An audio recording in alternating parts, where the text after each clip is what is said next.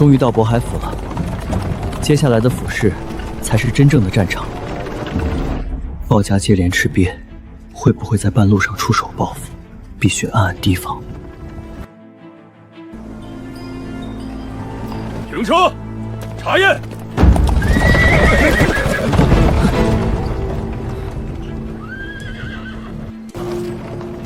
府城果然比清河县严得多，连进城都要先过府兵查验。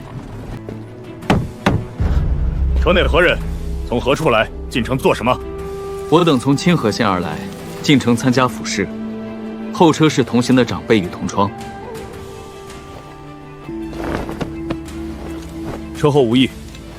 考栏打开，考牌和县试凭证可曾带齐？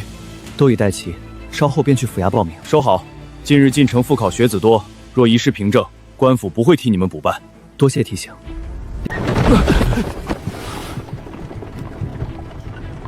清河县复考学子与随行家人，前车是我大侄子和几位同庄，我们一同去府衙报名。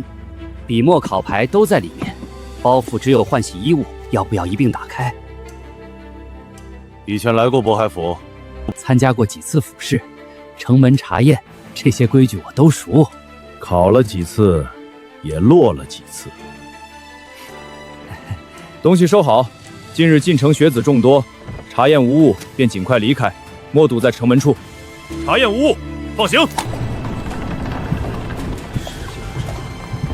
泥腿子，到了渤海府，就由不得你翻身了。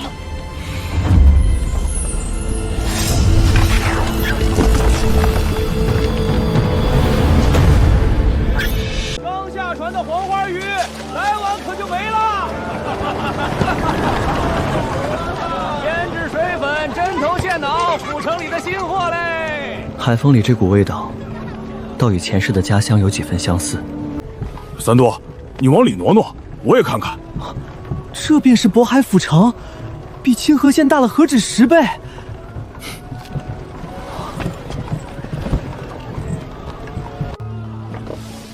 府城的酒楼就是不一样，隔着半条街都能闻见肉香。这一路遇见的赶考学子越来越多，到了府城，才知道此次有多少对手。听说这次有5000多人复考，只取100人。但是想想我心里就发虚，还未进考场，先自乱阵脚，像什么样子？堂兄替我们补了这么久的功课，你还没进步告院，便先说这种丧气话。我只是说实话，又没说不考。我也紧张，不过堂兄教的那些文章我都背下来了。紧张并非坏事，知道机会难得，进场后才不会轻忽。只要把平日所学写出来，结果如何，等考完再说。堂兄说的在理。鲍家在渤海府的势力不小，进了这座城，他们能动手手脚的地方只会更多。都检查一下考牌，进府衙以后人多，考栏和凭证不要离手。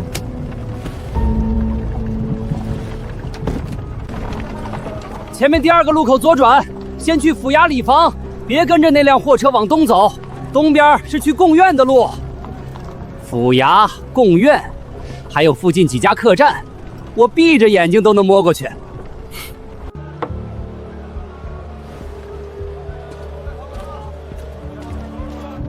前面左转，府衙就在这条街上。阿童，正门右边是里房入口，报名的队伍在那边。知道了。报名不走正门，看见那面里房木牌没有？去那边排队。都跟紧广文，府衙里人多，别弄丢凭证。这渤海府的繁华，不亚于前世的2线城市。连风里都有海腥味。鲍家在此地势力庞大，会挖什么坑呢？毁坏考牌、投毒，还是暗杀？不管什么手段，我都接了。啊，原来是清河县按守唐公子，您快请。姓名、年岁、籍贯：唐寅，年16，清河县唐家村人。完成林生作保，与5人互保。再回来领取考牌，多谢。你看，那个是清河县的县按守。清河县虽小，按守也不可小瞧，能压过1线考生，到了府试，至少也是前列人物。方才那小吏看到你是暗手，问话都客气了几分。祖父说笑了。下一项是找2名本府临生作保，2名连生联名作保，验明身份，每位考生200文。我们一次办6个人，总该便宜些吧？府试作保担着干系，少1文也不成。别磨蹭了，身份无误，我们就在这里办。作保已成，接下来去签互保文书。爹，办妥了。收好文书，我们走吧。互保5人，1人冒及夹带或替考，其余4人都要接受查问。现在退出还来得及。一路同窗至此，没什么可犹豫的。我信得过堂兄，也信得过诸位。都走到这里了，哪有临时退出的道理？签便是。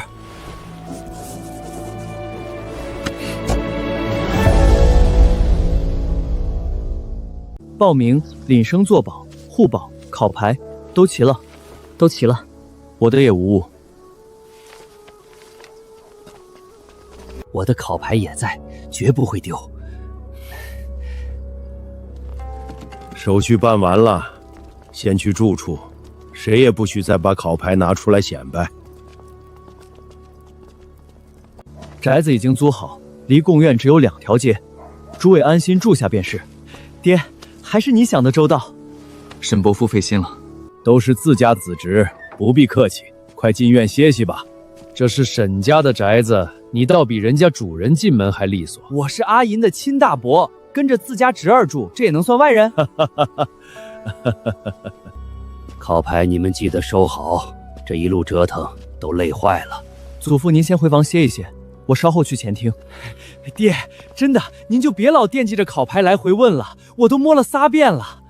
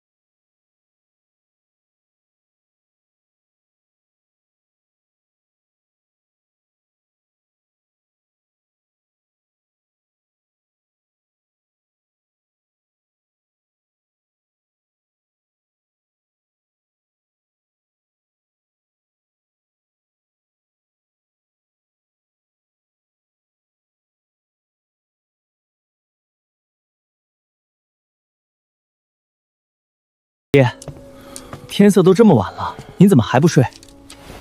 你马上要府试了，我心里悬着，睡不着。爹，你也太紧绷了。不过一场府试而已，就算我考不中又如何？咱们家商铺遍布整座县城，良田无数，金银不缺。旁人一辈子求而不得的安稳富贵，咱们随手就有。您何必比我还紧张？三多，你可知自古士农中商，为何我们商人永远排在最末？孩儿不懂，我们能做生意，衣食无忧，难道不比日日吃苦耕田、辛苦做工的人更风光吗？风光，那都是做给外人看的虚架子，半点不实在。农人守着田地耕种，养活天下，是朝廷的根本。官府护着，世道容着，安稳度日，极少被官吏无克刁难。匠人手握手艺，百姓日用离不开，世人天然多几分敬重。唯独我们商人，南北奔走，倒卖货物，盘活全城衣食生机，让百姓有布穿，有米吃，有器无用。可在官府眼里，我们是逐利之徒；在文人眼里，我们满身铜臭，不入流。从古至今，世道就防着我们。早些年，朝廷律法明文限制，商贾子弟连科考门槛都踏不进。生生断了我们所有上进的路。你还记得前阵子你给的那本画本吗？文部有趣，故事新鲜，我看销路极好，特意腾出咱们书铺部的门里面帮他代烧，短短半月就卖出去几百册。我记得，可恨报家横插一脚，好好的说收就收，说回就回，半点道理都不讲。正是如此。那天衙门一纸文书直接送到店里，不问缘由，不辩对错，只一句有伤风化，就勒令全数下架，尽数销毁，半点商量的余地都没有。若不是爹这些年小心翼翼，常年打点乡绅，巴结官府，处处低头做人，就凭这一件事，一顶私印杂书、囤积牟利的帽子扣下来，咱们整条街的铺子当场就能给你封得干干净净。我半辈子攒下的家业，一夜就能打水漂。你看爹在外头风光体面，是人人恭敬的沈老板，可背地里呢，九品小吏上门，我得躬身行礼，备好厚礼陪笑脸。乡绅权贵设宴，哪怕是我出钱置办酒席，入座永远是最末等位置。我们有钱，却没有半点自保的体面和底气。这满屋金银就像水上浮泡，看着饱满，风一吹，官一压，令一下，说没就没。银子能买锦衣玉食、仆人宅院，可买不来世人真心敬重，更买不来官府的公平礼遇。功名，可若是换作有功名在身的秀才举人，官府绝不会这般武断蛮横，多多少少会留几分士林情面，肯坐下来与你分辨曲直。三多，你生来有福，自打你出世那年，朝廷格外开恩，放宽旧规，允许商贾子弟参加科考。从那天起，我就知道，咱们沈家终于有出头的指望了。再过几日的府试，你若能顺利考过，离院士、离秀才功名就更进一步，才能真正踏入诗林，有资格说理。到那时，旁人提起你，先认的是有功名的读书人，而非沈家做生意的少爷。再遇上这般事，官府不会随意拿捏，你也有站出来说理的资格。爹这辈子人前富足，人后低头受气，我不想你重复我的日子。银子我能给你挣一辈子，可唯独不受人拿捏、不被人轻视的底气，只有功名能给你。此番府试，你放平心态，尽力去考，务必好好把握，为日后院士铺路。对了，爹再多禀赋你一句，唐寅那孩子品行端正，天资卓绝，小小年纪远超同辈，未来定然不可限量。你平日里一定要真心与他交好，逢年过节的礼数打点，万万不能疏忽。爹，我和堂兄本就是意气相投的好友，平日里一同读书切磋，真心相待。若是刻意逢迎送礼打点，未免太过功利。傻孩子，你终究太年轻，不懂世道人心。即使真心相交，也需有日常的关照维系。这世间的情谊，若只凭一时义气，难经岁月风霜。如今他只是一介寒门童生，无权无势，你们相交无关名利，只凭本心。他日他一朝登科，平步青云，你今日的真心相待，便是来日最牢靠的情面与底气。咱们商贾人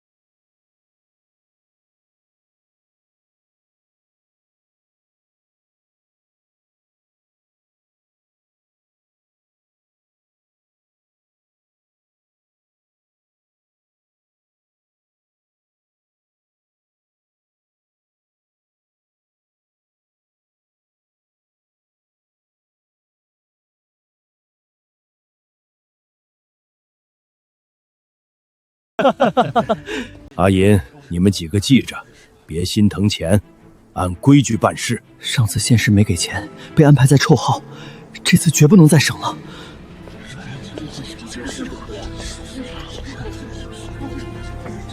是报家少爷，别挡路。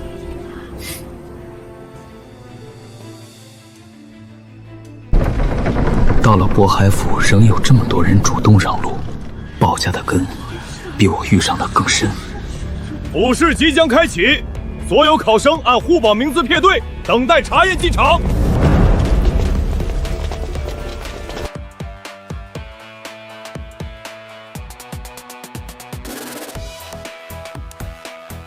府试终于开始了，都是为了此刻。都收起你们的心思，若核验时胆敢拿钱贿赂者，直接取消资格。不信者尽管试试，看看你们的寒窗苦读会不会化作泡影。临时改规则，事先一点风声都没有，这么突然收紧，罢了。既然大家都不给，同在一条起跑线上，没什么好怕的。胆敢公然行贿，取消考试资格，拉下去游街示众。我上回来府试，明明还不是这样，来真的。清河县唐寅现尸案首，过去，脱掉外袍，解开腰带，双臂举起。查得这么狠，这架势不像是例行公事。揉碎的干粮，蓝底的黑褐色污痕，这绝不是尸首，是冲着我来的。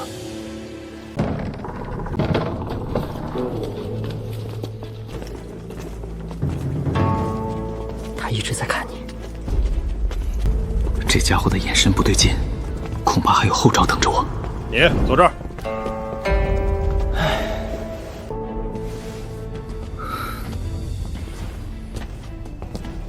只剩你了，跟我走。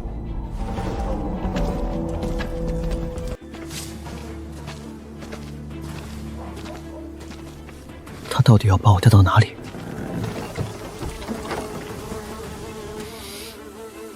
该死臭号，居然把我分到这种地方！你去坐那里。这位大哥，那边全是空位，能否让我坐过去？哪儿来这么多废话？若是不想考，现在便给我滚出去！很好，这笔账我记下了。你等着。再敢多说一句，立刻取消考试资格！这张脸我记下了，以后定要好好亲近亲近。突然改规则，特意针对，又安排在臭号，这连在一起绝不是巧合。鲍家这群老狐狸，手伸得真长，这不见血的软刀子，杀伤力真是无与伦比。大侄子，你多保重。封闭了这么久，味道怎么还这么冲？鲍家不会把茅坑都挪过来了吧？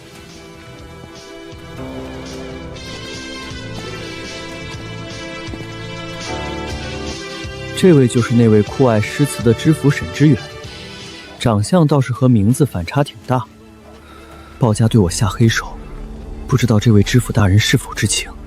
若他也屈从鲍家，我写的再好也是白搭。想用这种手段逼我认输，我偏不顺你们的愿。风雨骤来摧不倒，暗箭难伤磊落魂。办法总比困难多。支棱起来，准备开考。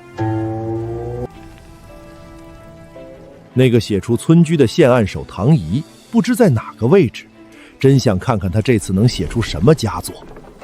坐在这位置，不管读了多少书，都意味着提前出局了。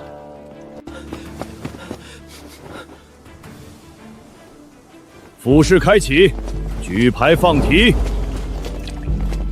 开始了。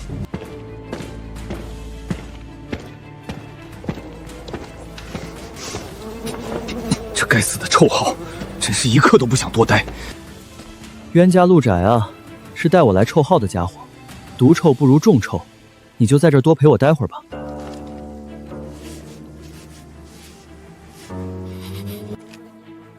这小子故意的吧？我快憋不住了。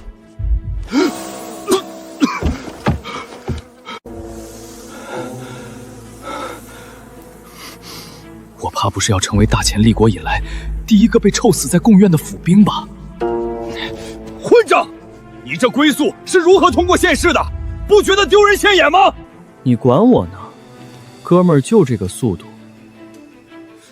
再这般拖拖拉拉，我便离去，看你还抄个屁的题目！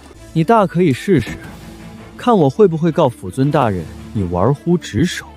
比如，我跟辅尊大人说，你收受贿赂，把我带到臭号，毁我前程。他怎么会知道？不管怎么样，这事儿可不能闹大。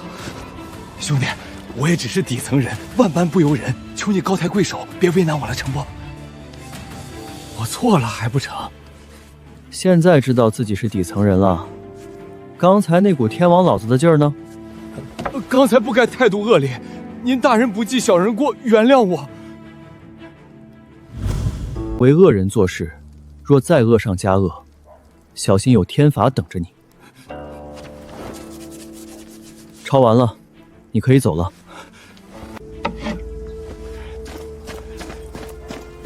小仇不隔夜，先斩除爪牙，后续再跟鲍家慢慢算账。克己复礼为人，《论语》言臣。关键在于从克己与复礼两个维度论述人，非克己则心逆于私，非复礼则行悖于礼，二者缺一，则人必不立。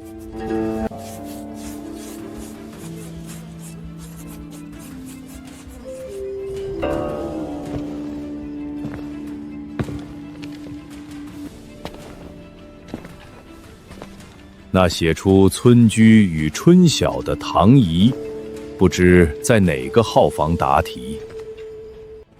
这几人的字迹着实不堪入目，肯定不是唐寅。字迹不错，但体型太胖。我等酷爱诗文之辈，绝技不是这样。还未走到臭号，这股气味便已如此熏人。那名兽学学子笔下字迹倒是不错，飘逸不凡。不成，这里的浊气实在太重，还是等他交卷后，再细看他的文章吧。第一篇八股文成了。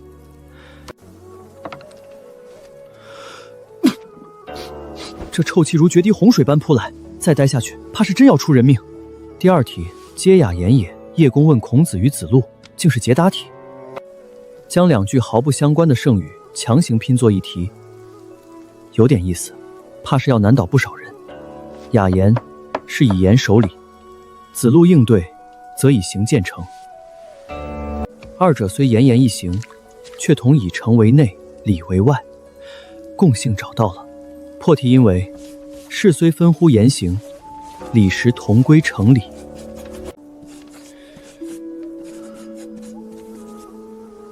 都15了，这味道辣得眼睛生疼，饭还是不吃了。午休是指望不上了，索性一鼓作气力抄完，早些离开这臭号。这小子答得这么快吗？旁人连第一题都还没理出头绪，难不成这臭号的毒气还有催发潜力的功效？第三题，复得江朝朝宗5言6律誓状诗，若只写江汉归海，景大而意浅，应由江朝朝宗引到诸侯朝见天子，方能落到家国气象。由江汉起事，以雨季承接，再以云帆玉帛写万方来朝，末句便可归于圣德。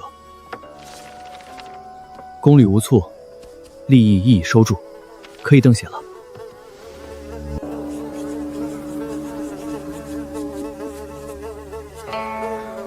终于写完了，这篇江于朝宗，拿个好名次应当不难。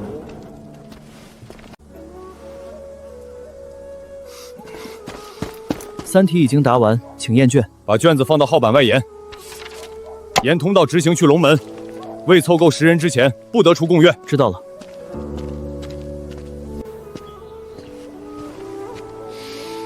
啊，终于活过来了。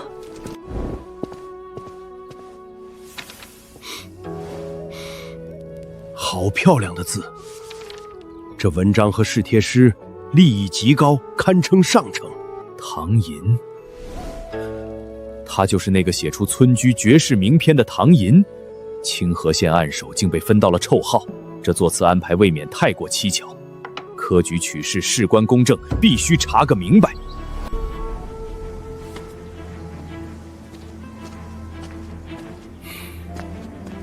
哟，好巧，唐暗手在臭号旁边考试，感觉如何呀？这么早交卷，是不是被熏出来的？正愁没机会找包家算账，你倒自己送上门来了。你要干什么？若是在这里动手，你必被除名。鲍少，我身上带着原汁原味的臭号气息，你亲自感受下就知道了。唐寅，你这混账！这唐寅身上的臭号气味，简直让本少爷受不了了。唐寅，你等着！竟让本少爷如此难堪，此事我绝不会作罢。你们鲍家已经多次要我好看了，糖饼、如花、臭号，真是用心良苦啊！来而不往非礼也，便让我这个乡野村夫向你讨回些利息吧。怎么又被他抱住了？这股臭味，本少爷快受不了了！兄台，这是什么情况？府试交卷还有这等环节，科考并无此环节，想必是这二位情深意重，迫不及待要宣泄而出。混账！你给我松手！找死是不是？鲍少，我都被你家折磨进了臭号，与死也没什么两样，用不着拿这些来吓我。本少爷怎么就沦落跟他搅和在一起？这下真是晦气到底了。唐寅，只要你放开我，本少给你10两银子如何？10两就想脱离臭号的熏陶，鲍少，你觉得可能吗？30两，我给你30两总行了吧？快去放开我！鲍少背后可是清河县第一家族，30两，你打发叫花子呢？岂有此理！100两，我身上就这些，你爱要不要？成交。既然出钱了，那就暂且放你一马。钱呢？我见到钱才能放手，你赶紧拿银子。给你，拿了钱赶紧滚开！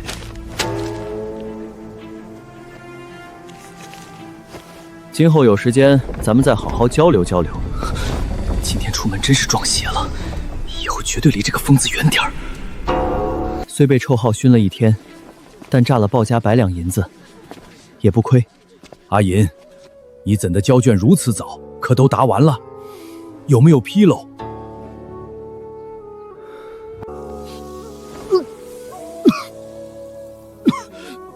怎么了？我莫不是生病了？胳膊有问题吗？这气味，阿姨这小子是掉进粪坑里了吗？这也太作践人了！银儿，你这难不成是抽到了臭号？老天爷，这怎生是好？老夫考了一辈子，也就撞上一次这等霉运，因而头回下场，竟遭此大难，叫我这个当祖父的心里如何不痛？臭号不是人力能扛的，考不好也怪不得你。养好身体，明年再来便是。坐在臭号旁，没人能不受影响。这一场即便失利，以你之才，明年必过。堂兄先养好身体，府试绝不只有这一次。堂兄，咱们都知道你的本事，这回只是位置太倒霉，明年再考，我们还陪你。大侄子，落党不算什么，大伯10几年不也这么熬过来了？你先歇一会儿，今年唐家还有我这次多半能过。怎么都认定我必然落榜？算了，现在五脏六腑闹腾的厉害，不解释了。等放榜之日，自然便知道结果。我没事，你们别担心，明天还有一场，你们都打起精神来。兄弟，看清了吗？若有字儿被遮住，我再挪近些。看得清。谁能想到，在这大前王朝的府试现场，竟还能享受一把微笑式服务？昨日敲打一次，今日态度便判若两人，可见这些人并非不懂规矩，只是惯会看人下菜。仁政先恤穷民，需贴合大钱的民生治理，又点出了寡妇这等弱势之人。重点不在农业，而在仁政当先顾及那些无依无靠之人，再落到府县如何施行，文章才不会流于空泛。第二题，默写前祖圣训，不过是死记硬背的功夫。这样的送分题，说什么也不能失手。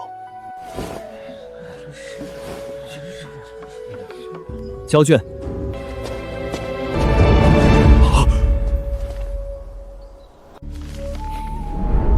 昨日那疯子，怕是还守在龙门那处等着。且先让他凑够10人出去，本少再交卷不迟。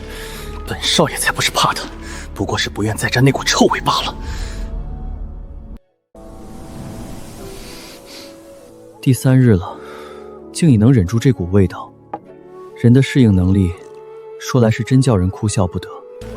这位竟与臭号相处的浑然大成，半分如坐针毡之态也无，当真是闻所未闻。第3场策论，题为海防策。海防策，渤海府临海，此题既要说明海防之重，更要拿出能够实行的办法。古之海防重堡垒，今之海防则牵动国运。若仅屯兵筑垒于岸，待敌登岸以失先机，唯有提前寻侦，外线牵制，方能将祸患真正挡于国门之外。夫海者，国之门户，将之藩篱也。银儿抽中了臭号，本就够倒霉的，一场考下来，心情定然好不了。等他出来，我绝不能问他考得如何，免得再惹他伤心，平白给他增加压力。交卷。银儿，你可出来了，放宽心。待最后一场自由诗文考完，这府试便算结束了。祖爷这就带你去好生搓洗一番，洗洗身上的晦气。那村居一诗，字字灵气，本官至今记得。只是这臭号之苦，最是磨人心境。若因此埋没了唐寅这份才情，倒教不出一篇像样的诗文来，可就太可惜了。此题以离家为题，命考生自由发挥，只需成诗文1篇即可。原以为这一场该考江海风物，没想到题目竟是离家。能以离家入题，出题之人多半也懂这份相思亲情。看来沈知远未必是同谋。离家已有2个多月了，不知爹娘在家里可还过得好？银儿，明日要去县里上学，穿得太破，怕被人笑话。娘给你新缝了件袍子，一针一线，最能道尽慈母盼儿早归的心。慈母手中线，游子身上衣。临行密密缝，意恐迟迟归。谁言寸草心，报得三春晖。放榜以后，无论结果如何，都该回桃源村看看爹娘了。这首《游子吟》，不知酷爱诗文的知府大人，你看后可还满意？4场已毕，终于结束了。这臭号再也不必相见。若臭号乱了他的心神，交上来的只是平庸之作，岂不可惜？罢了，且留到最后再看。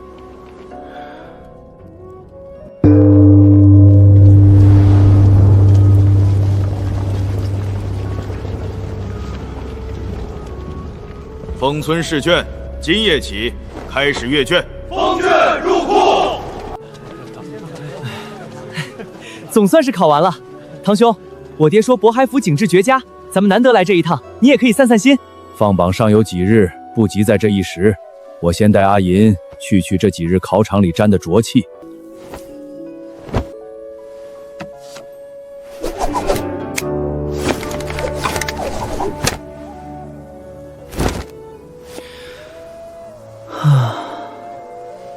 总算摆脱考场那股味儿了。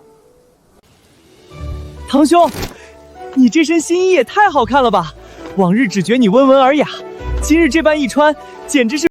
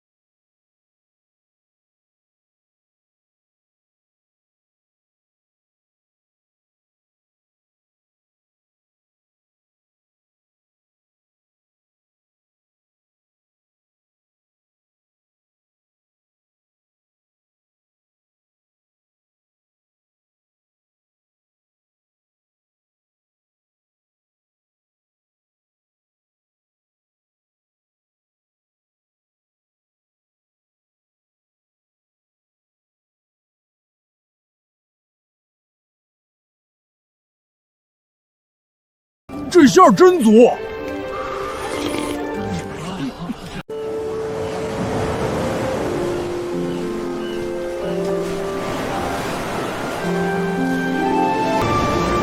区区府市，便遭算计刁难，深陷臭号。这条科举路，遍地荆棘，歧路丛生。可这些困得住旁人，困不住我。今日种种，都算磨砺，他日我自乘风而上。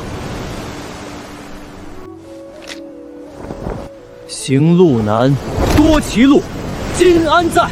长风破暴会有时，直挂云帆济沧海。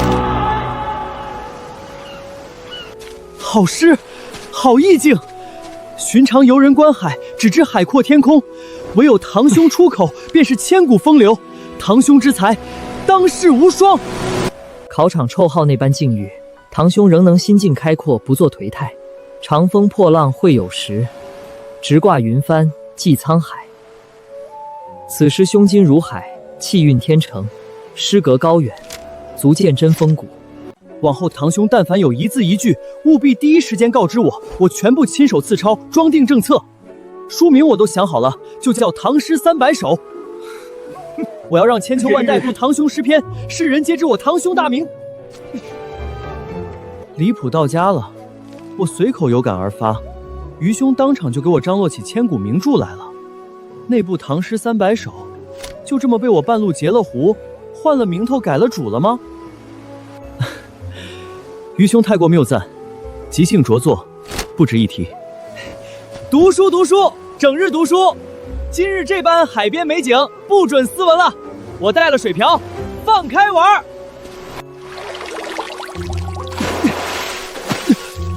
三多闹我可以，莫见是堂兄一跑。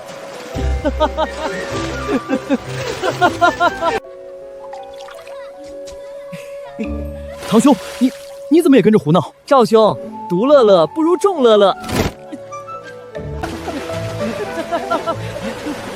郑兄，这可是我头一回见你，脸上不是冷冰冰的。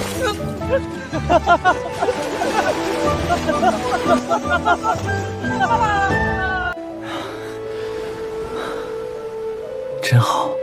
堂兄，海浪声太大，没听清你刚说什么。我说，很高兴认识你们。我也是。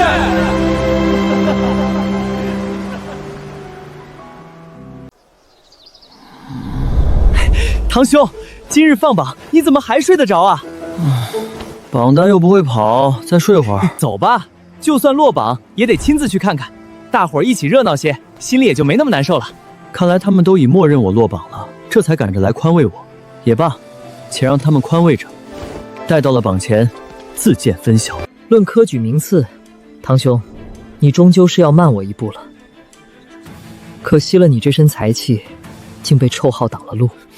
堂兄，你别硬挺着了，想哭就哭出来，憋着会得病的。堂兄，落榜就落榜，咱们凑个热闹，别消沉。明年我和蒙武还陪你。成绩还没出来，你们怎么就如此笃定我落榜了？我明明觉得考得不错，怎么到了放榜，还是心里没底。10几年都熬过来了，不差这一时半刻，静观便是。我本想在府试与你分个高下，你偏偏遇上臭号，这次便不能作数，往后有机会再比。榜还没出，赵兄不妨再等片刻。没了唐寅捣乱，这一回再无人挡路。府按手必是本少爷。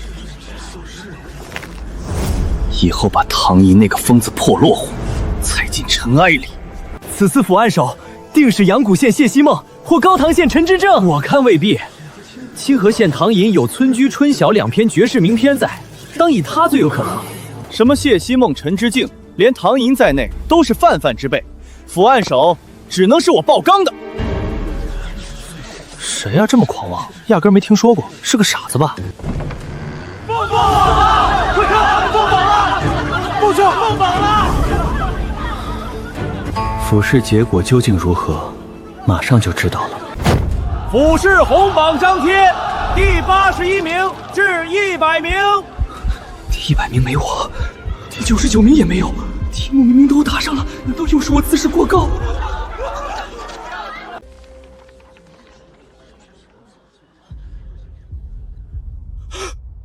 我16年啊！唐广文，清河县唐广文是我啊！爹，你看到没？你儿子得了第85名，复试过了。看见了，真是你，广文，是你，你真的过了。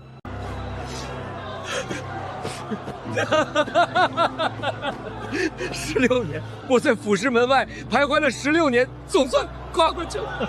爹，等我升到天字班，咱们父子俩就能同班读书了，想想都期待，多热闹！你先把嘴闭上，热闹个屁！一想到要跟这不着调的儿子同处一室，老夫这心里就堵得慌。大侄儿，你落榜了没关系，有大伯撑场面。瞧，咱85名呢。大伯高兴便好。唐广文，你别太过分，你能通过，全仗堂兄给你补课，如今反倒来他面前显摆。我这不是高兴吗？在自己侄子面前撒撒欢，怎么了？唐广文这个考生都过了，我们总该也能过吧？老天，我头一回求你，拜托拜托保佑我通过。第61名至第80名。这回是真没戏了，2张榜上都没有我们的名字。虽说早就做好了打算，可心里还是不好受。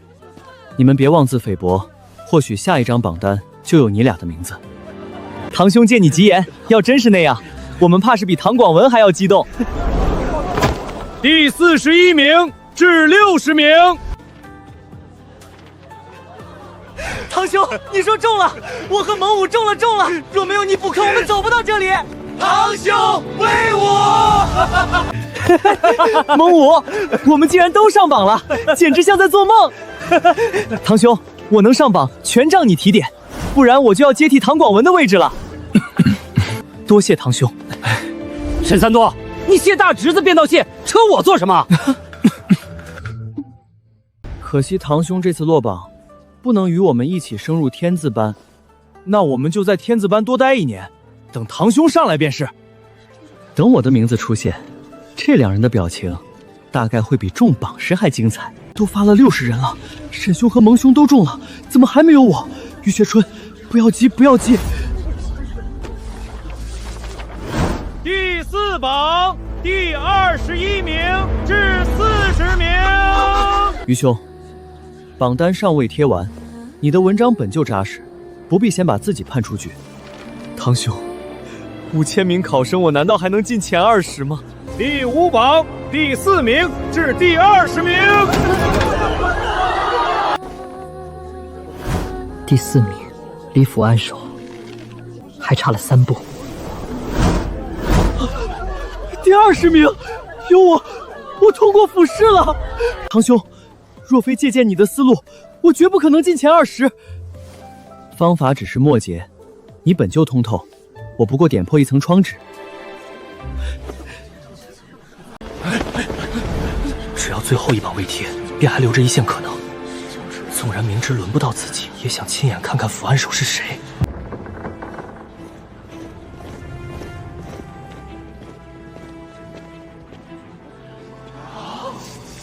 知府大人亲自放榜。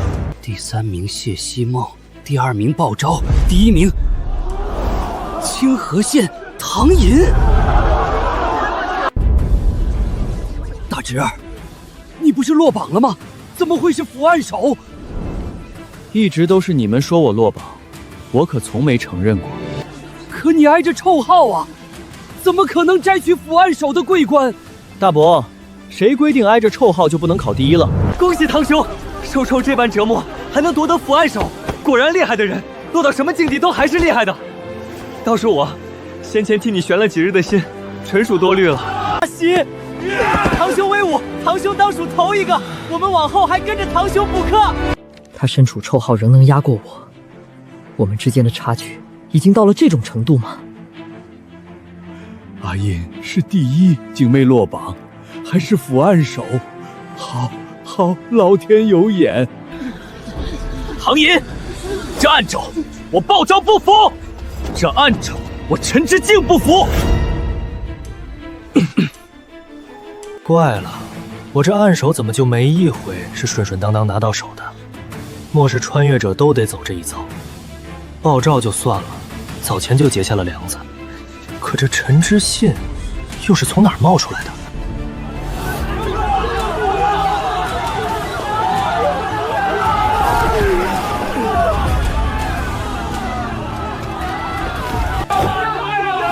列阵，寒鸦！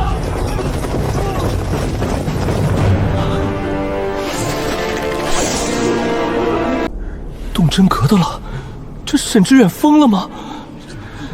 科举场上无能，便要在府衙门前撒野，渤海府的地面容不得你们放肆！谁在越县闹事，本府先拿谁问罪。有异议可以一个个说，谁先来？听说他4场都在臭号旁，这等环境如何能得榜首？不管怎样，这里面一定有蹊跷。论蹊跷，你能挤进前3，才是这榜头一张蹊跷事。若离了鲍家那点门路，你自己剩下几分本事？他这话莫不是已经查出了什么？今日先忍下这口气，回去再从长计议。学生只想知道，唐寅的才学究竟高在何处？他在臭号旁写出了怎样的文章，能够力压我等？说到底，就是想看唐寅的考卷，早些直说，也省得本府减些拿人立威。还有谁想看唐寅的试卷？学生想观摩。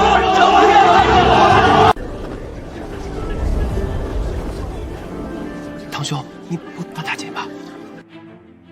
倒是阴差阳错，这一场闹下来，渤海府这几千名考生，人人都知道我唐寅了。名声这东西本是求之不得，如今竟主动送上门来。本府没有义务公开考卷，但唐寅之卷确实值得观摩。今日便遂了你们的愿，不仅是唐寅，本次府试前10的卷子都拿来给你们看看。来人，拿试卷来。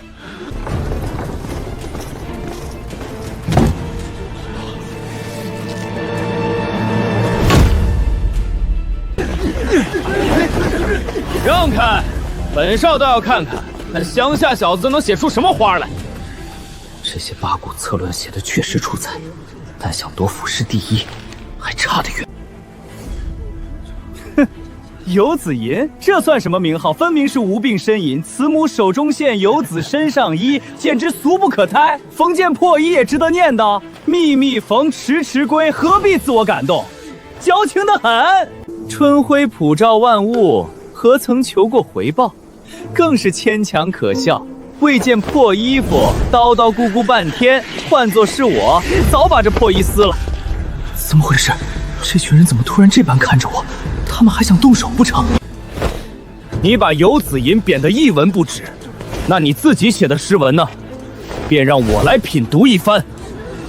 抛却庭前暖，孤身赴远川，放着现成的福泽不想，偏要故作清高。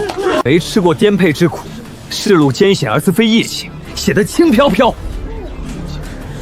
疾风骤雪能冻裂筋骨，夺人性命，倒敢把它写成脚下尘土。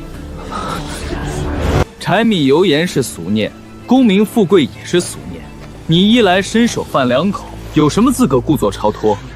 通天自吹自擂，浮夸无度，既无真性情，也无脚踏实地的见识，除了空喊口号，一文不值。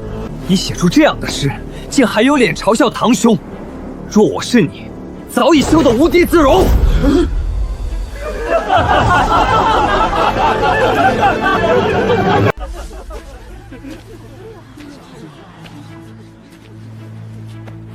鲍少，你对在下的诗意见很搭吗？唐寅，你这疯子别过来！我可是带着人的。今日看在沈大人的面上，我先放过你一回。你等着，这事儿没完。臭号安排了，考卷也早打点妥了。按理他的试卷都呈不到沈知远面前，竟然还拿下了暗手。我爹在渤海府经营了这些年，什么事办不成，偏偏落到这唐寅头上，处处不灵。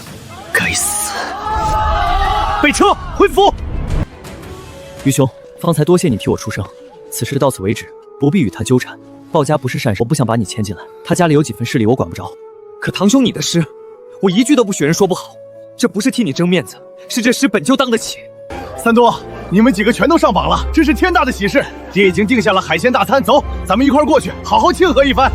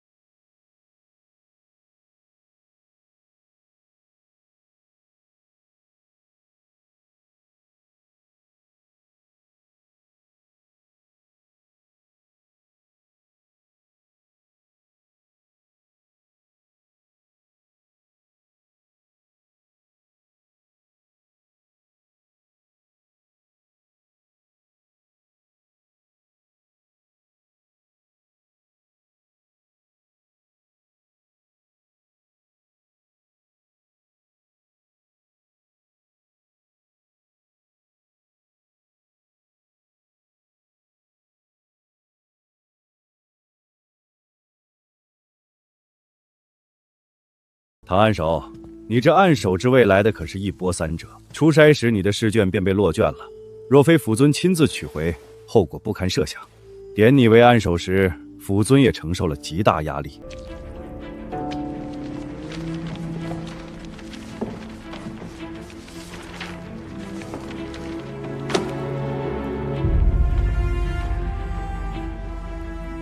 府尊大人，共4936份。经13名属官初筛，再由我与黄大人复核，最终选出109份，已全部呈到这里。全部都在此处。已看了大半，怎的还未见着唐寅的卷子？他前3场的水准足以入选，应该还在后面。其余卷子先放下，把清河县按手唐寅的试卷挑出来呈上。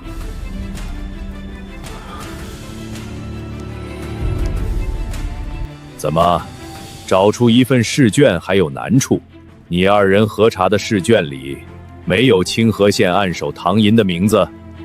禀大人，下官这里确定没有唐寅的试卷。冯大人没有看到，那便应在你这里。回大人，卑职也不记得见过唐寅的卷子，连第1道筛选都没过，把剩余试卷全部查一遍，看是谁漏的卷。韩学正，你落了唐寅的试卷，有何理由？小人当时一时没留意，手肘不小心把它扫落了。这等拙劣借口也敢拿来回话？唐寅正对了知府的后口，你这是自己往刀口上撞。一时失误，是谁指使你落卷？还不从实招来？大人，并无人指使。当真是小人不经意间，小人冤枉啊！既然不肯说，便去牢里慢慢想。大人，我真是无心之举啊！若还有人与他同谋，此刻承认，本府从轻处置，待查出来再认，罪加3等。科举是为朝廷取士，若有人从中弄权，上负君王，下负百姓，丢官只是轻的。韩学正经手的全部试卷重新复核。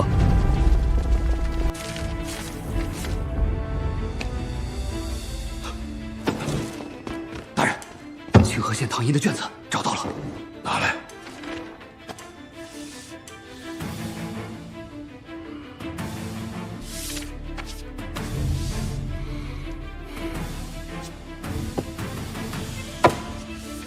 冯同志、黄同判，最后一场暂且不看，你2人先评一评唐寅的前3场。文章可圈可点，只是通篇略显急切，少了些中正平和。综合前3场，可入前20。他坐在臭号旁，能不急吗？下官以为当入前10。八股反噬，字字扣题，说理透彻，策论观点新颖且切实可行，些许急切不足以掩其才。大人明鉴，下官只是就卷论卷，并无偏私。唐寅行文浮躁，本就不宜靠前。好一个就卷论卷，那你立罪的报名文章便一定胜过他，又该排在何处？还有一张自由诗文的卷子，待我看过之后再行定夺。我为官数十余年，是族中添丁都只能从家书里得知，正因这份漂泊，我才出了离家之体。唐寅，你可莫要让我失望。游子倒是正合此题。慈母手中线，游子身上衣。字句这般质朴，却把临行前母亲的牵挂全写出来了，更是盼游子平安早归的那颗心。谁言寸草心，报得三春晖。母恩如春晖，游子那一点孝心如何报得尽？我多年在外，又有多少时日能在母亲膝前尽孝？善，大善！唐毅在臭号里还能写出这样的诗，此诗足以与村居、春晓并列。知府大人看一篇诗文，怎么还看哭了？这可是从未有过之事。冯同之、黄统判，你二人也来看看唐仪这张答卷。大人，品读此诗，竟让下官不由自主想念起家中7旬老母，字字都是真情，非旁人可以效仿，当是一篇绝佳之作。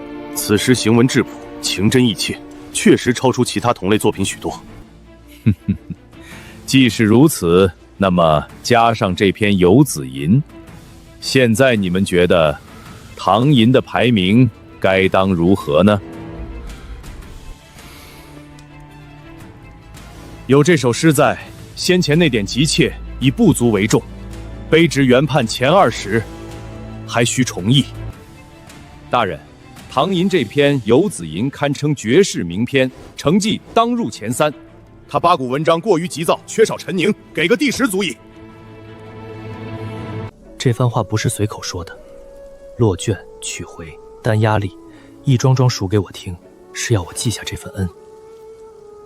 看来在这世道里，光有本事是不够的，实力是撬门的手，人脉才是那扇门。学生惭愧，今日之前只当凭一支笔便能求个公道，如今才知这卷子能重见天日，全赖府尊不肯轻放。这份恩，学生记在心里，不敢当作理所应当。冯大人，莫要与唐案首多说了，快让他进来。府尊催了，唐案首请。多谢同知大人提点。唐案首来了，坐。多谢大人，此前为学生所做种种，学生感激不尽。多谢府尊大人，顶着压力为学生主持公道。无妨，若是以往，压力自是不小，但现在嘛，倒也没那么大了。唐寅，你可知鲍家的真正底细？学生略知一二。鲍家是清河县第1家族，在渤海府根基不浅，听说京中朝里也有极深的人脉。不过这些都是道听途说，学生不敢断言。鲍家的根基在内廷全换手里，可如今陛下年迈，太子却已渐露锋芒，这潭水比你眼下看见的深得多。所以鲍家再横，也已不是从前那般只手遮天了。你如今不过一介童生，说这些本还太早，可你迟早要走上仕途，两边的水你自己去掂量。大人这番话是拿真心待学生，多谢大人提点。内廷太子两边的水，好一份大礼。大人这是既交了底，也把我的去路画在了他这一边。既如此，我便却之不恭了。鲍家仗着内廷横行了这些年，如今那棵大树自己先要枯了。也好，我原打算亲手拔了它，如今看来，只需等它倒下的那一日，顺手推一把便够了。先坐吧，鲍家的事便说到这里，下面我们聊些正事。最要紧的，想与你探讨诗文，你究竟从何处得来这些灵感？你究竟是怎么接连写出这样的句子来的？其中若有窍门，肯不肯教本府一二？来处是万万说不得的，他要的是窍门，那便给他窍门，只谈怎么写，不谈从哪儿来。回大人，学生并无窍门，只有一点笨法子：诗起于真情，先有情，再观景。从景中择一二物件用以寄情，其余的一概舍去。至于词藻，不必华丽，贵在贴人心，人心一动则诗活。照你这般说，游子吟里取的是一针远山大院，正是因为这些寻常东西最见得出母子之情。大人明察，正是远山大川虽壮阔，却远不及慈母缝衣一针。见此针，便如见亲娘。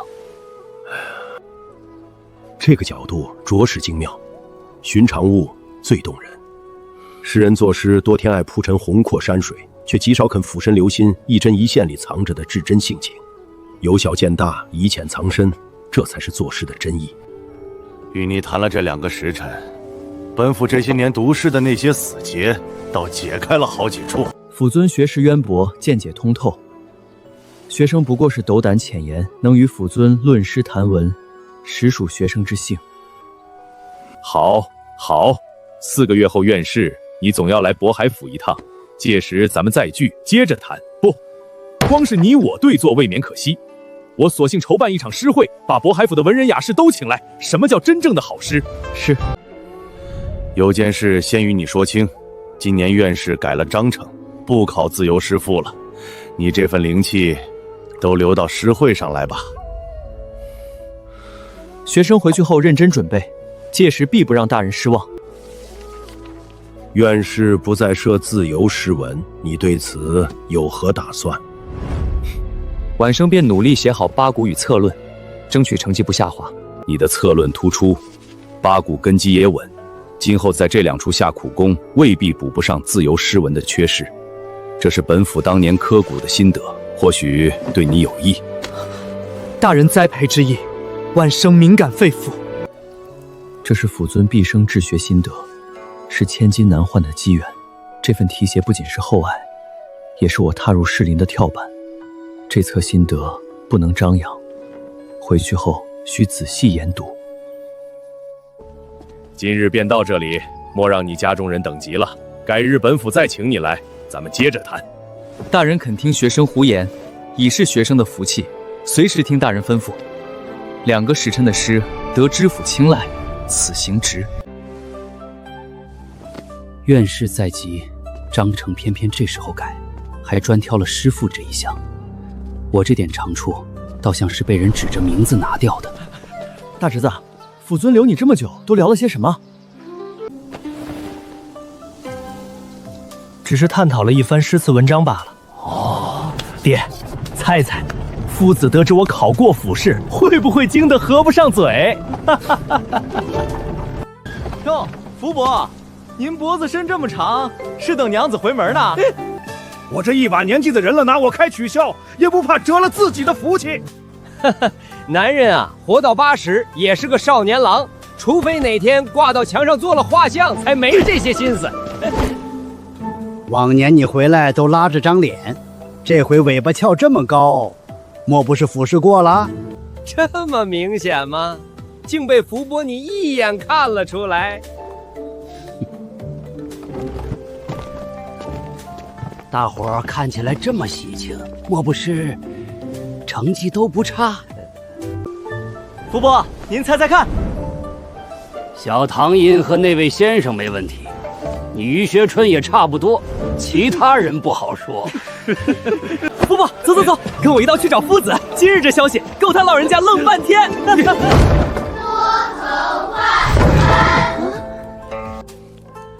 回来了，府试考得如何？夫子，您先说句公道话，这些年我唐广文算不算咱3位叔光的一个累赘？难得你倒还有几分自知之明。夫子，我这一回不光过了府试，还名列第85。当真？如假包蝉。我爹终于通过了府试，从今以后，我看谁还敢取笑我是考神之子。好，好，好，都别在这儿站着了，随我到书房细说。你们先各自温书，把刚才那一段默诵3遍，我回来要问。你们几个呢？连广文都过了，你们总不至于比他还差吧？夫子，怎么连你也拿我打趣？夫子，学生没给您丢脸。这一场府试，学生名列第58。夫子，学生也还过得去，第51名，比蒙叔侥幸靠前了几票。夫子，学生此番府试名列红榜第20位。好，回夫子，学生第4。第4，大善啊！咱们3位书王几时出过这样的名次？明星第4，一日拔尖。那唐寅这孩子呢？前3？莫不是？不成，不敢想，先听他说。唐寅，你呢？夫子，阿银的府试成绩，你不妨猜上一猜。大家考的都不错，唐寅应该在前10之列。夫子，你再缩小些范围。难不成进了前3？夫子，你不妨大胆猜测，一步到位。莫非唐寅考了个府按手回来？唐寅，如实告诉老夫，此番府试按手可是你？平日里教他们稳如泰山，不曾想今日倒在自家学生面前失了态。回夫子，正是，学生侥幸得了按手，全赖夫子这些年栽培。按手，府按手，好啊！夫子，您手上的力道能否小些？科举路远，你这体魄日后还需多加锤炼。按手之名，是眼下的荣，也是往后的累。从今以后还需更努力。学生记下了，院试还有4个月，学生不敢懈怠。弟子班此次竟足10人通过府试，若无唐寅带动同窗替他们补课，弟子班绝不会有今日。都辛苦了，府试既毕，先各自回家歇几日，陪陪爹娘。院试还有4个月，歇足了再回书房来。广闻竹爱，夫子，学生告退。北山县偏僻，富社匪未平，父亲一到便接下这样的摊子，不知怎么样了。少爷，前头30里有驿站，可要休息？不休。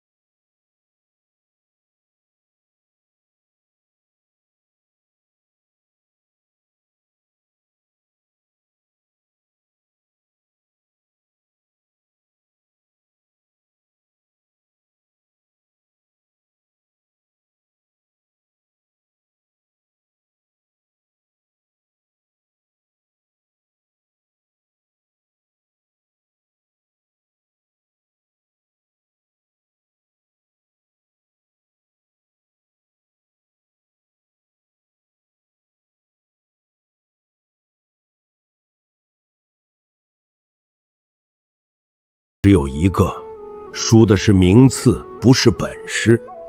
你莫要这般苛待自己。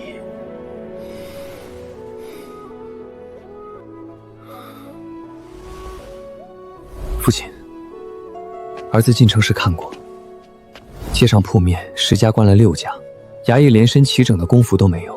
这样的县，赋税积欠，盗匪未平，你年底考成怎么过得去？清河好端端的正声，父亲攒了这些年，如今一道调令，全归了别人。你既问了，为父便与你说些话书上没有的。你祖父当年也是这样讲给为父听的。一县之令，看着是一方主官，实则上下都受制。往上府尊学政按察，一道批文就能定你的去留。就像这回，往下更麻烦，政令再好，最终是靠俗吏、差役、里长去办。这些人是本地土生土长的，父子相承，一代代扎在衙里。县令3年1任，来了走了，他们却不走，这就叫铁打的衙署，流水的知县。而这些肃吏里长，多半与本地大族沾亲带故。你要清欠税，账在他们手里；你要缉盗匪，路是他们带的。他们若诚心糊弄你，你事事都不动。所以做县令，头一仗不是断案理财，是先弄清这一线的账落在谁手里，人听谁的话。这也是为父当日在报销书房里宁可挪一趟刃，也不肯松那个口的缘故。这种事应了一回，往后便再没有说不的余地。他第一句话你就得应一句，直到把你整个人攥在手里。今日退一步是调任，明日退一步便是抄家问罪。咱们家3代人攒下的这点体面，经不起那一下。家中还有些余财，父亲若急着抹平这笔积欠，儿子回去与母亲商议，先从家里挪出来垫上，也好过年底交不出账。这话千万不可再提，自掏家财填衙里的亏空是取死之道。你垫得了1年，垫不了10年。更要紧的是，这笔账一旦让你补上，从此便算在你头上，往后年年都得你补。为父宁可慢慢清，也不能让这亏空跟着赵家走。家里的银钱是给你读书复考，不是拿来打点官库填库用的，这个分寸你要记牢。北山的事是为父的事，为父担的心又章程，你眼下唯一该做的是4个月后的院试。院试还有4个月，回去怎么打算？夫子说先歇几日，然后回书网，质疑试题，儿子都要再过一遍。好，有这份心，为父不拦你。不过院试的事，为父先与你说3件要紧的。第1件，院试要考在前列，不是过了就算，要取在陆生1等。往后岁试、科考、举荐，都是从这些名字里挑人。第2件，秀才之后是乡试，中了举人，你就有资格选官了。到那时，不论有人怎么劝，有多好的缺摆在你眼前，你都不许去。既有官可做，为何不做？因为举人出身选出去的官起点就低，左杂、教职、县城，一步一步爬，爬到头就是一个知府。你曾祖如此，你祖父如此，为父连那个门槛都还没摸着。咱们家3代人就是被那顶好看的官帽子拦在门外的，他戴上容易，摘就摘不下来了。所以你中举之后，宁可再等3年，等下一科会试。为父要你考的是进士，2甲以上进翰林院，那条路清苦，前10年1文钱好处也没有。可满朝的阁老10个里有9个是从那间院子里出来的。第3件，院试结束后，为父要替你寻一位老师，人选已经在看了，翰林出身，如今不在任上的，到时你去行拜师之礼。儿子的学问，父亲与叔子都教得了。教你学问是一层，替你开门是另一层。咱们赵家在地方上还算有些面子，可京里一个人都没有。为父从清河挪到北山，前后不过1道批文，那道批文是在京里写的，赵家上下没有一个人能替我们说一句话。你拜下这一礼，往后他门下那20几个人便都算你的同门，这比你多考10个名次都要紧。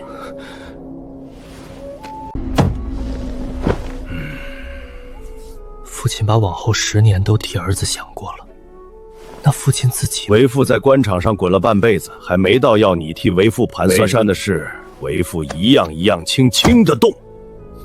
为父这些年在官场上退这一步让那一步，你莫要看得太重，也莫要学得太像。你与为父不同，你若真进了翰林，进了科道，那时候要立得直，才不算白费为父这些年的退让。儿子记下了，3句话，1句不落。对了，你母亲知道你的名次了？还不知道，儿子从渤海府直接过来的。糊涂，该先回家给你母亲报一声再来。她这些日子夜里也睡不好。儿子疏忽了。也罢，你难得跑这么远来看为父一趟，为父不该说你。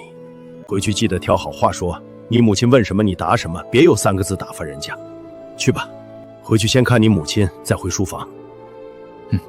有了信，记得往北山递一封。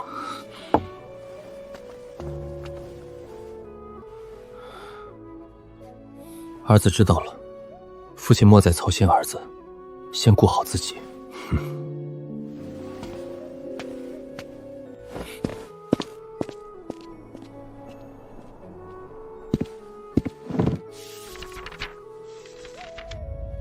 明心，为父没告诉你的是，这位先生已托人递了3回信，他始终未曾松口。想请他点头，还需两家的干系再深一层。赵家要真在京里站住，单靠拜师还不够。往后你的婚事，恐怕……不过这些事你也不必知晓，且等你中了举再讲。街上10家关了6家，赋税、盗匪、考成，父亲说一样一样清。院士4个月，中举再等3年，进了翰林还有10年。等我能替父亲说上一句话，父亲或许就不会这么难了。府衙台阶前那一嗓子，喊痛快了。爹，那唐寅，他的名字，今日之前渤海府没几个人知道，你倒好替他喊了一遍。以后要不服，回家关上门跟我说，外头你姓鲍，你的脸就是鲍家的脸。是。咱们家是清河第1世家，要替你谋一个官，非得等你考个县按手。我为这个谋头赔了多少银子，搭了多少人情，你以为我图的是什么？替鲍家挣个门面，也叫那些人知道，儿子不是只会花钱的。爹图的是把你送进京城做官，少走几10年的弯路。旁人从秀才起步，一级一级熬，熬到50岁还在州县里打转。你不必，你只需一个能写进党册的名头，剩下的路，我和曹公替你铺。这才是正理。若不是沈志远多事，从落卷堆里把那份卷子翻出来，儿子这名头早到手了。之前曹公递你的荐名是谁驳回的？你还记得？记得，还不是太慎言。哼，还不就是那位爷底下的几条腿，一群自命清流的东西。11个字，并无亮眼不足以入选，驳的不是你，他们是在试探。这是曹公今日的信，他准备退下来了。这么快？所以那几个人才敢驳，趁他还没走，先踩一脚，拿这一脚去新主子跟前换过位子，这叫投名状。可他还在，所以你要把这个名头拿到手，谁也挡不了你。陛下老了，曹公想安稳落地，这就是他扶你的价钱。他一走，贱名作废，后面就难了。能填上这行字的机会，就差一场院士。儿子明白了。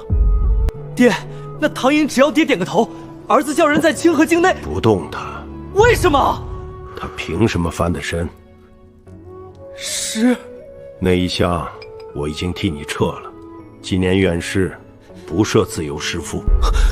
学政衙门的章程，爹怎么？章程年年小改，衙门里一句从简变了。只是省里主考的考试话从京里递下来，学政照办，连缘由都不必知道。剩下八补、经义、策论那些，那是死功夫。他那点灵气，考场上用不上一个字。他的长处已经没了，人还好好活着，这才叫办事。别动不动打打杀杀。还有一句，你别把眼睛盯在他一个人身上。可他抢了儿子的暗手。今年是他后面一样有人考头名，暗手年年都有，这有什么稀奇？你能一个一个料理过来？他倒了，还有别人。你要的不过是个能堵上京城众人口舌的名头，若非为此，只要榜上有名便够了，何必非要争那暗手？对我们而言毫无意义。进来。这是林先生，往后4个月他单教你一个。一个西史。林先生，学政衙门木有11年，前后6个院士的题都是他拟的稿。天下私塾教不了，他教得了。见过先生。名头拿到，趁曹宗还在就进京。到那时，唐寅纵是解元是进士，也是个要在底下熬20年的书生。你在上头坐着，他在底下磨着。爹，我知道了。唐寅，你且再得意4个月。按日子算，今日也该回来了，怎么天都快黑了还不见人？府城路远，须是路上耽搁，再等等。族长、娘、嫂子都先回吧，站了大本天了，这里有我和广德看着，一有消息就去报你。无妨，也是应该的。真不用，孩子们都饿了，夜里风又凉。行吧，都回吧。娘，您腿脚不好，不能在风口里站着。你也别站太久。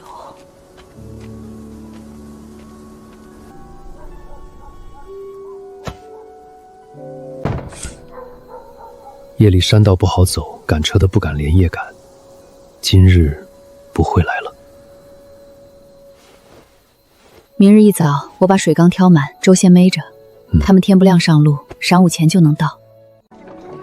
广德，你们2口子在这儿站了半日了吧？回去吃口饭，人到了村里还能不知道？不了，婶子，这站着心里还踏实些。回屋坐着，反倒坐不住。他爱吃的那2样菜，我明日去后园掐些嫩的。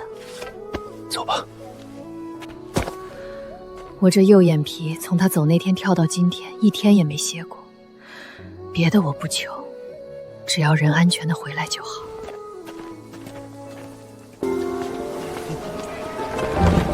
堂兄，快上车，我们送你们回桃源村。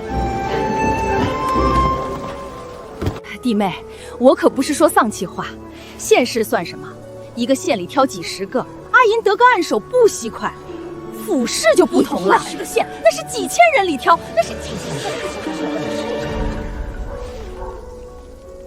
你大哥考了10几年，回回都是空着手回来。阿婷才多大，这次多半也悬。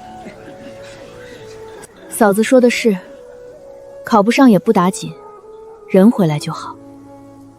话是这么说，可这读书就是个填不满的洞。我们家那个搭了10几年，搭出什么来了？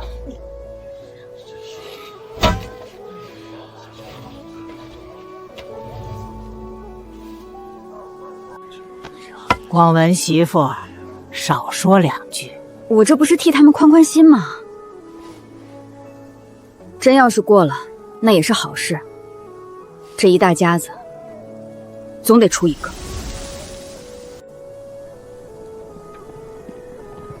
哎，有马车回来了！回来就好，回来就好。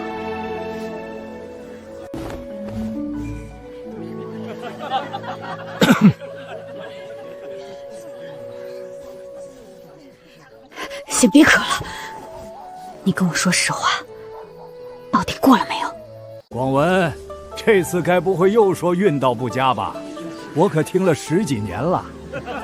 族长，咱这次不点过了，还高中第85名。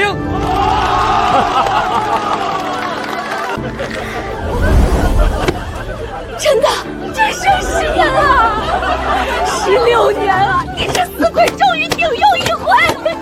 当然，公明大事，我怎会拿来胡说？阿银考得怎么样？连广文都过了，他应该也差不了吧？还用问？他下车后一言不发，眼睛又红。复试这么难，肯定落榜了。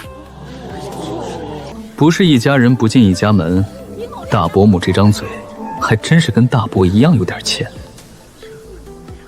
别说了，快住嘴！本来就是实话，你考了16年才熬出来，阿银年纪轻轻，怎么也得10年起步。大侄子考中的是府按手。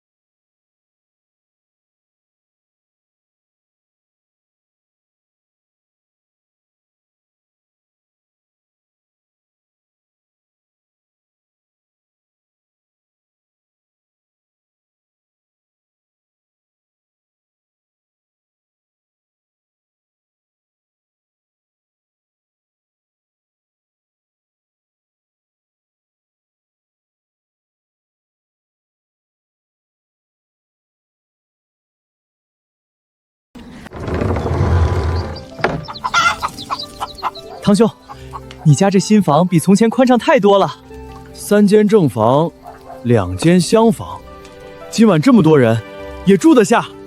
放心，沈伯父和三多一间，蒙伯父和蒙武一间都在正房，我住东厢，这样离得近，夜里说话也方便。那我夜里起来找堂兄讨2句诗，可就近了。那我也不睡。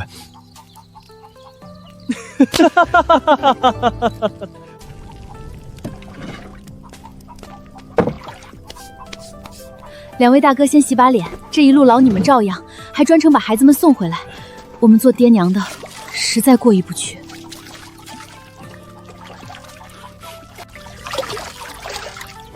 嫂夫人这话说反了，该道谢的是我们。若没有唐英这些日子替三多讲文章，一篇一篇的改，我家那小子这府事怕是连榜边都摸不着。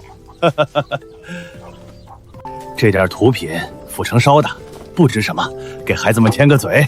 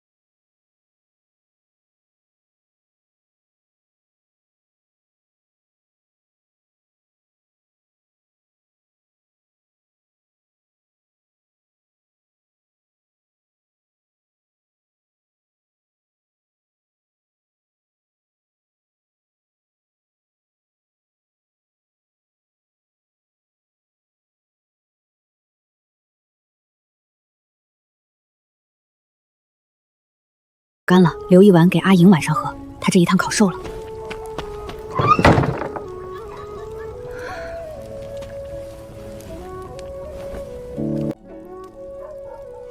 爹，娘，这个你们拿着。100两，这么多，阿银，这钱从哪儿来的？放心，是有好心人看我清苦，特意捡囊相赠的。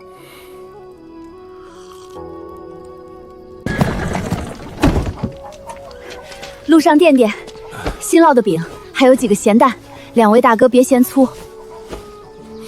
嫌什么？昨日那顿我就惦记上了，还愁着往后吃不着。嫂夫人这是知道我的心思。多谢嫂夫人。清河到府城不远，家里有什么事捎个信来，我带人就到。路上慢些走，来了就住家里，别住店。这话最实在。堂兄，歇几日就好，别歇过头。过几日书房见。书房见。你那2篇经义回去别丢了。堂兄，多谢你这1年。还行这么大礼，快上车吧。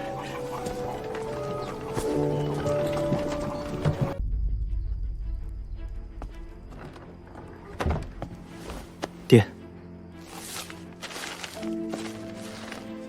京城捎回来的，历年院士的题目批过的范文都在里头。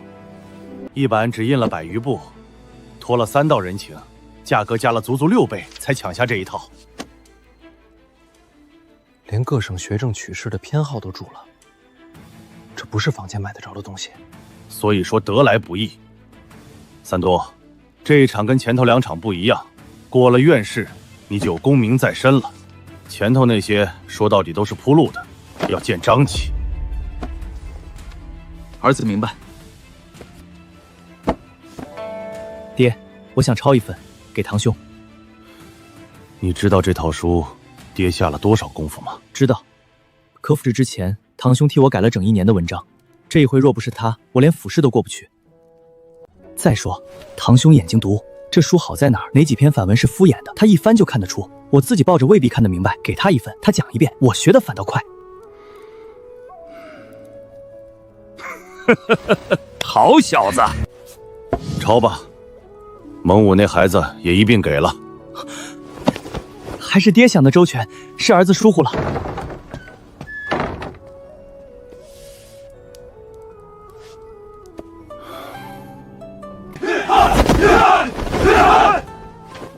都停了，今日提早散。都过来瞧瞧，我儿子阿武，府数过了，一府几千人，他排第58。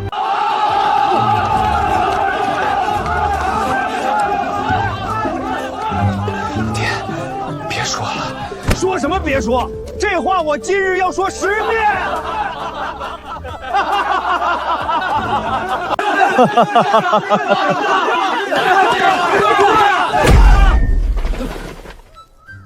今日谁也别走。阿贵，去街口张屠户那儿，肘子、五花，捡好的药，切3斤。是。老四，在。把后院那坛酒搬出来，那坛我藏了2年，今日开了。剩下的，把2张长桌抬到院里，凳子摆开，灯笼挂上。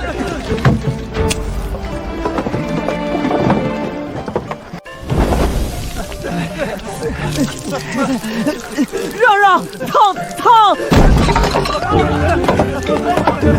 肉往中间摆，肉包子分2头，够不着的自己站起来拿。今日管饱，不够再加。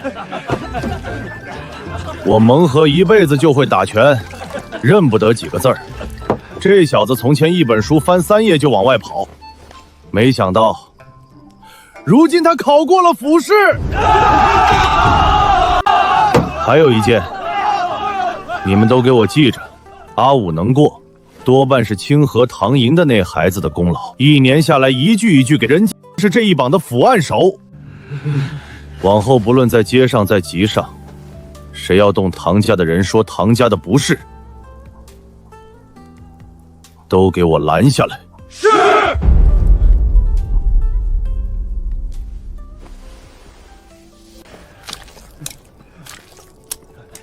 吃肉。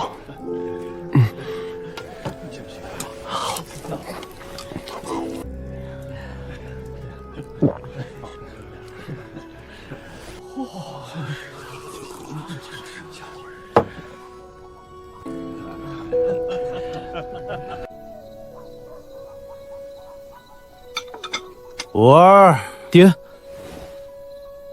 好啊，第58，一府几千人。爹，第58多了。第58。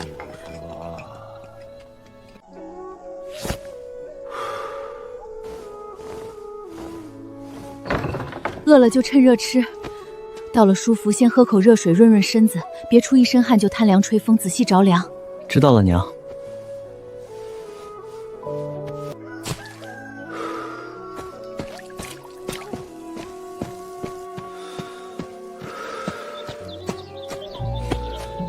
多日懈怠未曾跑动，身子果然懒怠了许多。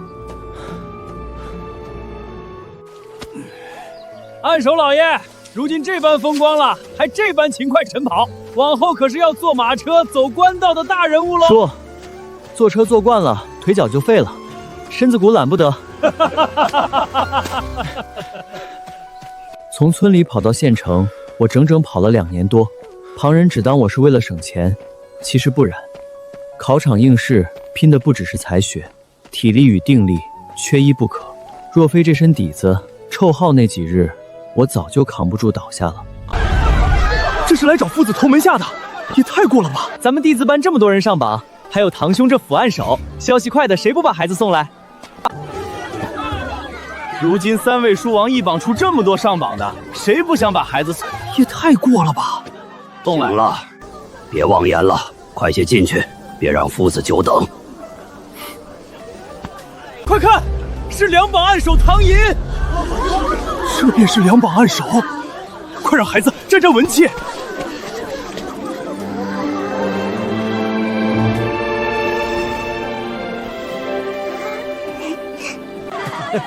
文气不在我身上，要沾就沾夫子的。进去念书，比摸我的袖子管用。朱夫子教了几10年，我看着一届一届的，头一回见这么一批。银哥，各位，我得替夫子谢谢你们，没有这次府试成绩，书武哪来今日这般门庭？福伯言重了，没有夫子悉心教导，哪有我们今日的成绩？快进来，快师的都往院里去，别堵着这道门。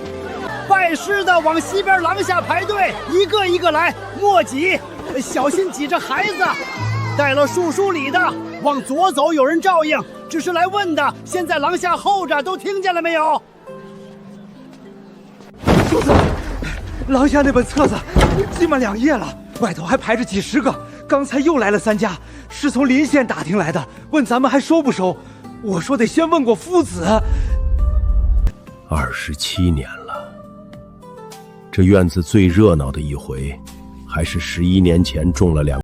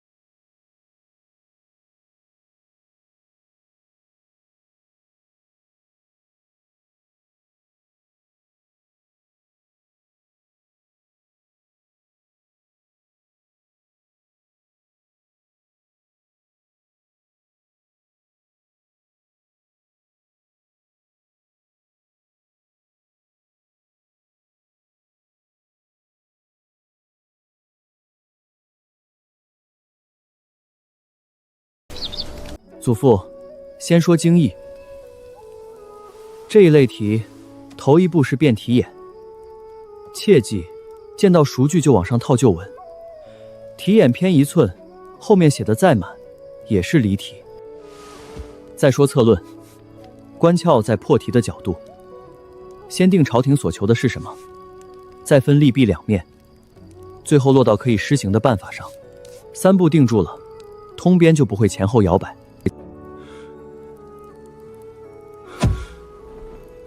原来老夫这些年常在第1步就走偏了。爹，阿晨，我进来了。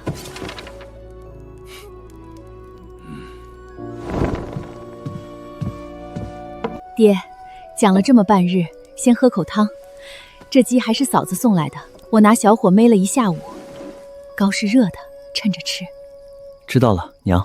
光太暗，看伤眼。爹，您年纪大了，更不能就着暗光看字。也别太晚，早点休息。汤喝完，把碗搁门外，我一会儿来收。今日先到这里，明日若还有空，再把后2题也参详参详，不必特意誊复。你自己的功课要紧。祖父愿意听，孙儿随时奉陪。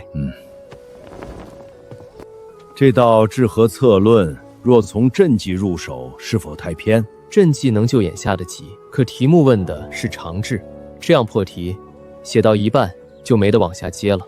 需把书地、钱粮和官吏考核一并写入。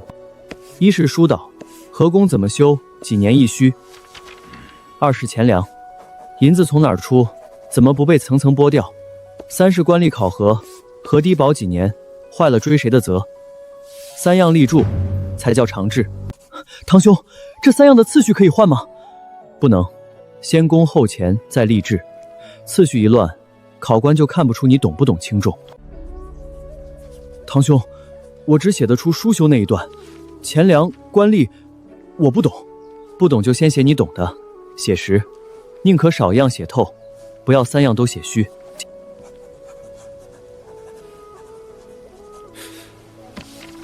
都记下，我再讲一遍破题。先说清一件事，经义题的破题要避题面的字，用代字。策论不同，策论的破题是立纲，头一句立在哪里，通篇就往哪里去。那老夫这一句何患宜先阵计，错在何处？不算错，是小了。战绩是水退之后的事，题目问的是久安，你的头一句只管得住1年。那便写何当书斗，我这就往河工上落笔。也小了，书斗是1/3，头一句包不住后面2样，写到钱粮，写到官吏，读的人就觉得你临时又加了2节。和非不可治，患在治之无常。好个无常！关窍就在这2个字，和年年绝，不是水不可治，是治的法子立不住，立不住就有3样无。1是公无定式，今年峻了，明年不峻，河工修的全凭长官高兴。2费无赎数，银子剥下来一层剥一层，到河堤上剩几成，谁也说不清。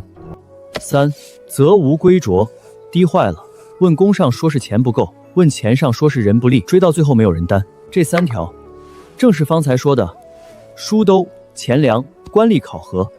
你看，他们不是我硬凑的3段，是从那头一句里长出来的。破题立住了，后面自己就有了骨头。所以你那3样的次序不能换。公无定制在先，是因为无常2字先落在公上。祖父说的是。往年的那些范文的头一句，我从前只当是客套，如今看来，全在这一句上分量了高下。这一题，你们各自重写一句破题，写完我看看。我们几个人都追着你，会不会耽误你温书？讲一遍也是替自己重走一遍，我也能发现自己遗漏之处。刚才于兄问次序能不能换，我答的时候才把这层想透。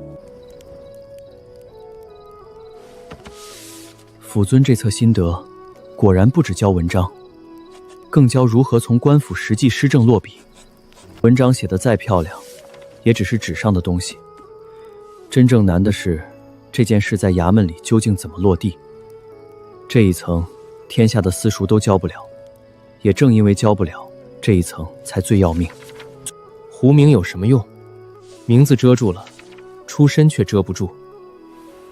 同一道治和题，官宦人家的子弟落笔就写：河库银两应由布政司核算，河工由州县分段包修。他打小在爹的书房里听惯了这些，随口就是。寒门子弟写什么？当劝民筑堤，官府施粥，字一样工整，见识却隔着2层天。考官扫过3行，心里便有了数。这一份是衙门里长出来的孩子，那一份是田埂上长出来的。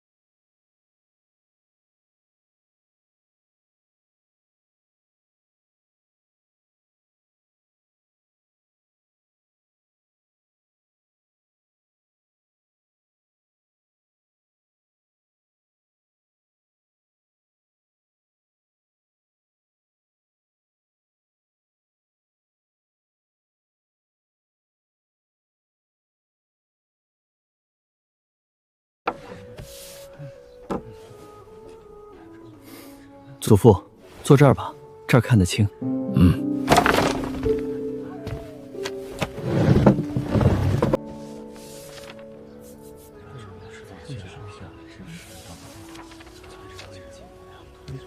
丈兄，一起吗？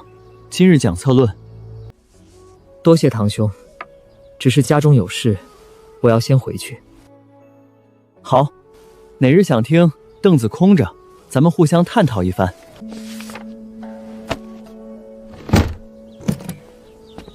诸位，我先走一步。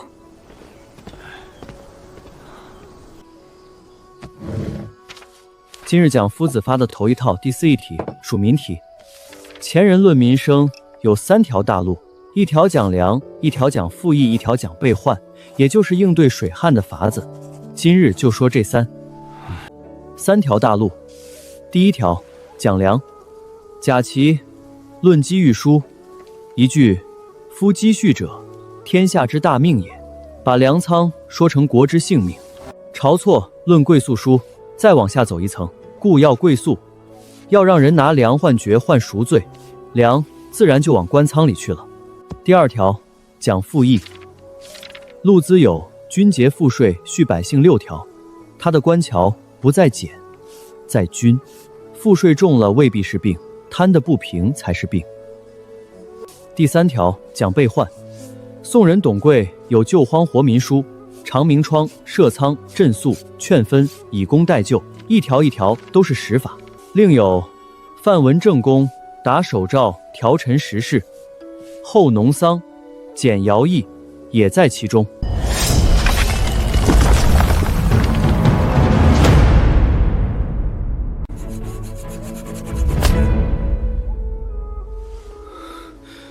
堂兄，这些书我只听过名，未曾读全，若引错了，反倒不如不引。不必引全篇，记住一句正话，一个人名，用在成题之后做个筋骨即可。要紧的是别用错了朝代，把甲的话安到乙的头上，那样考官一眼就看出你没读过。那本朝的事可不可以议？可以议，但只议章程失修可以，写某年某官贪墨便是自寻麻烦。祖父这一问最要紧，策论的胆气要落在办法上，不要落在骂人上。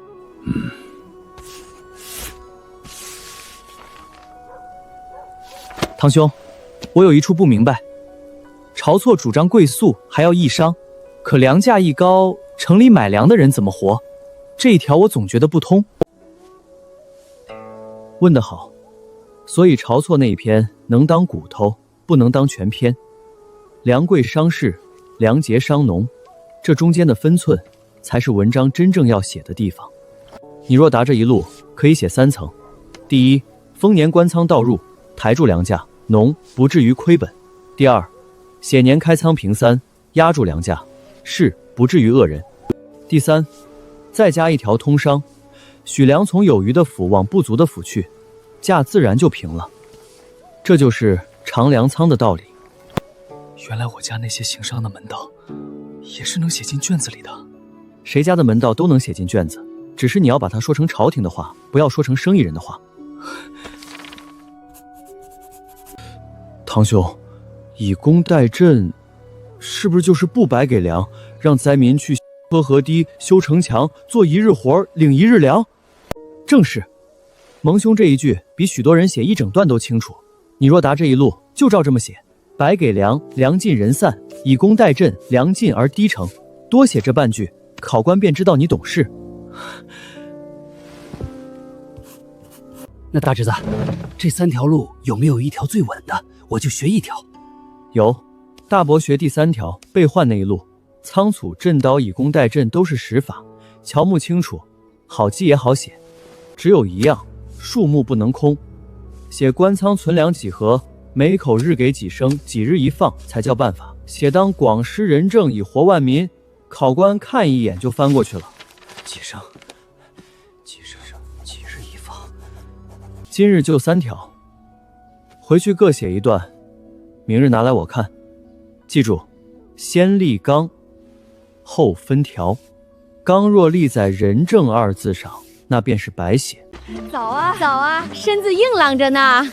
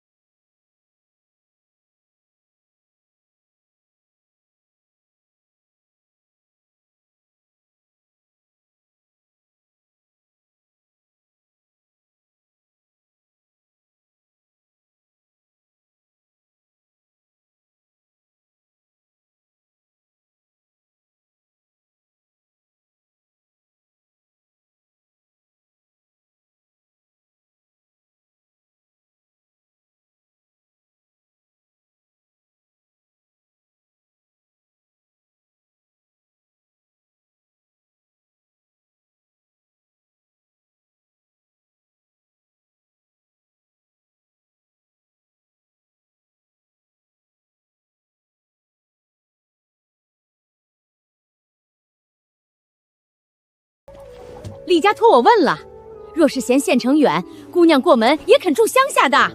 知道了，婶娘。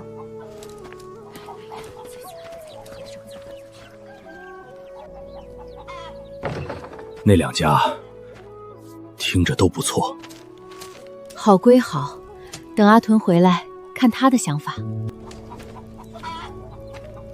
当家的，你说这日子过得真快啊！一眨眼，孩子都到谈婚论嫁的时候了。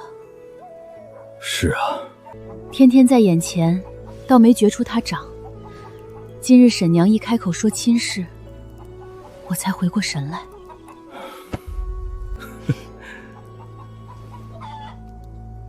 你说这孩子是哪一年开始变的？落水那年。那年他捞上来的时候没气了，你拍了不知多久，大家都劝你别拍了。我不肯。那会儿我跪在河边，什么都想不起来了，只顾着求老天爷，求菩萨，求过路的神仙，只要把孩子还给我们，什么都拿去，田也好，命也好，我这条命换他这条命都行。也不知是不是真有神仙听见了，你还在那儿拍着，他就咳了一声。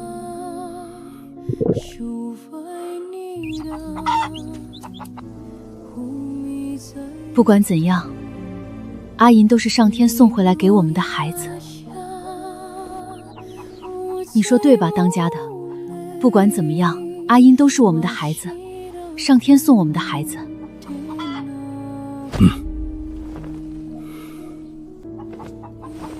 不早了，阿银要回来了，我做点她爱吃的。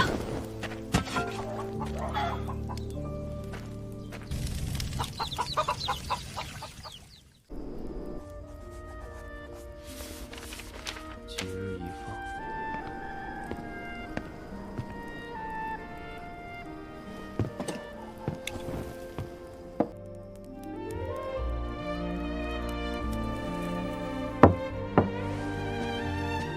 先喝口热的。你回来只吃了半碗饭。娘，你别说，路上跑热了，这会儿倒真饿了。点心也吃2块。城里王婶娘上午来过，来说亲的，李员外家、朱举人家。今早他在街上就拦过我一回，我已经回过他了，倒是又跑了这一趟。娘说家里还有你祖父在，又说你一心备考，就没说同意。娘答得好，往后他再来还是这2句，回了就是。都回？都回。院试还有4个月，这4个月我不分心。再说这会儿定了亲，人家姑娘就得等我，功名还没到手，耽误人家不占理。娘替我回了就好。